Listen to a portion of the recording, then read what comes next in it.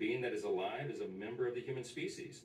There's overwhelming agreement on this point in countless medical, biological, and scientific writings, unquote. So there's a picture up here. This is not a mere clump of cells. This is not an animal or some unknown species. Ma'am, that's a human being. And all of you here are confusing human value with human function. You're defining personhood by what somebody does rather than what they are.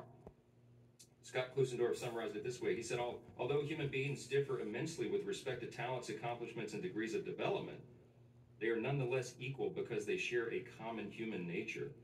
Humans have value simply because they are human. And if you deny this, it's difficult to say why objective human rights should apply to anyone. As I noted earlier, it is a self-evident truth that all human beings are made by their Creator and endowed by Him with certain inalienable rights. The first listed in our Declaration is the right to life. Since the medical doctor here wants to deny the facts and reality, let me ask the abortion advocate, Ms. Armbide, to answer my questions on this subject. Ma'am, you testified that you are, quote, unapologetic in seeking unrestricted abortion access. So I'm wondering, at what point is it not okay to abort a child? What age of gestation?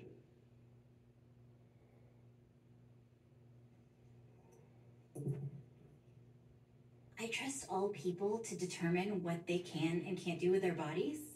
Full stop. Okay. I also believe that human rights, including access to the medical care that they need within their communities, is something that should be afforded everyone. Great. Okay, so you support late-term abortion? I support all people and trust. That means late-term abortion. Do you support partial birth abortion?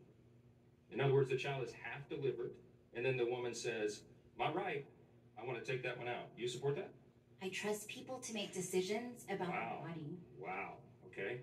What about so abortion should be allowed then, by your definition, for any reason, for any purpose, at any stage, right?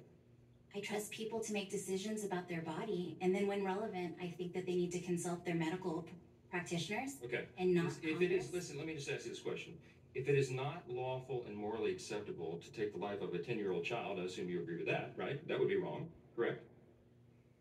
I believe that. Okay, that is and wrong. a 2-year-old child, same thing, that would be murder. We would all agree that's wrong.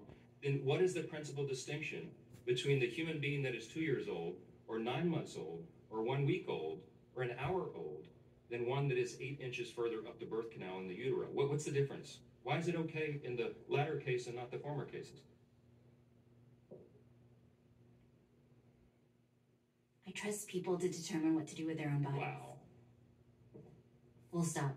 Wow. Full stop indeed. And that describes right there exactly what this is about. There's a legal issue here, but underneath that is a moral issue. It's about reality. It's about science, the advancement of medical technology. You're talking about unborn children. And your full stop is that you will support the termination of that child at any time. And that is frightening.